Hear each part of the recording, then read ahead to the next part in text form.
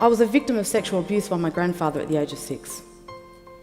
When I finally came out about that many, many years later, a lot of people said many different things to me from my own community. They said, no, that's culture. Aboriginal men are allowed to do that to children. It's an initiation process. So for a long time in my life, due to what happened to me as a younger person, I was living my life based on what happened to me, or the victim mentality. Drug habits were an issue because it was then trying to almost numb, I guess, the reality that I was living in. It was just, everything was heavy. It was hard to walk, it was hard to breathe, it was hard to feel. And I just didn't want to feel that anymore. That I honestly had convinced myself that death was the best option.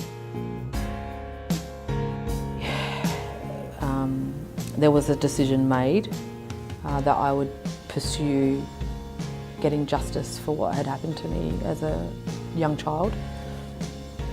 I think the hardest thing was that you'd been through the experience. Then when you want to get justice, you have to then bring it all up again and relive it again.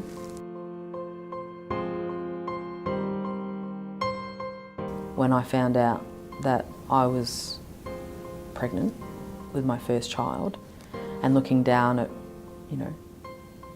my pregnant belly at 11, 12 weeks, whatever it was, and just going, I want you to have your own experiences, your own life defined, but I have to get my life sorted for you to be able to do that.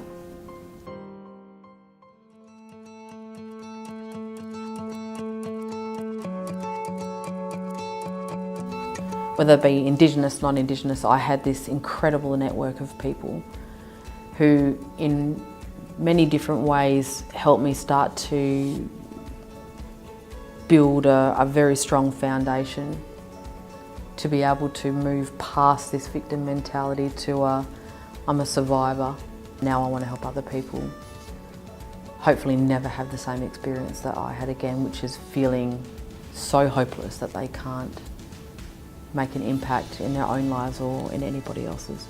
There's two significant things that really helped me stay strong, and that was to use culture as a catalyst for healing and going to university. So the knowledge, the Wajala, the Nyunga, non-Indigenous knowledge.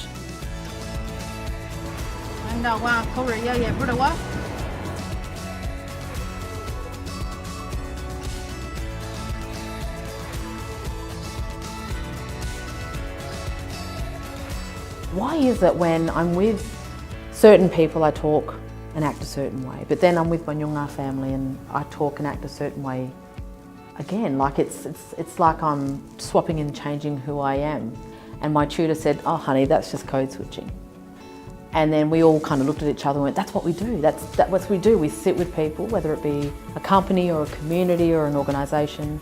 We understand them and how the way they do things, and we connect them with other people. So that collective makes a strong impact. The Western world is basically the structure we live by, and yet the very country that we stand on today has 60,000 plus years of knowledge and resources to be able to draw on to make everyone's experience richer, better, stronger. When we eventually do that as a country, what an amazing one that we will be, that we can draw on so many different resources to have such better outcomes for all Australians, for all people that share this place. I guess what I'd love for people to take away from watching this is knowing that being an agent of change was never and is never going to be an easy job. There is always that self-doubt that does exist, and I think it's probably a bit healthy that you don't get to the point in your life where you say, I've got this, I'm perfect. Old people, Nyunga mob that I've met throughout my life has said, Karajin Burakuling, knowledge is a lifelong journey. You're never going to be the expert in anything. You're always going to be learning, you're always going to be developing. My whole thing around Two Worlds is, why do we have to pick a team? Why can't we utilise all the different knowledges and networks and things that exist in the universe to be able to create realities that we want? I'll leave you with this. My mum is a non-indigenous woman. My dad is an indigenous man. And I truly believe when indigenous and non-indigenous people come together, they create beautiful things.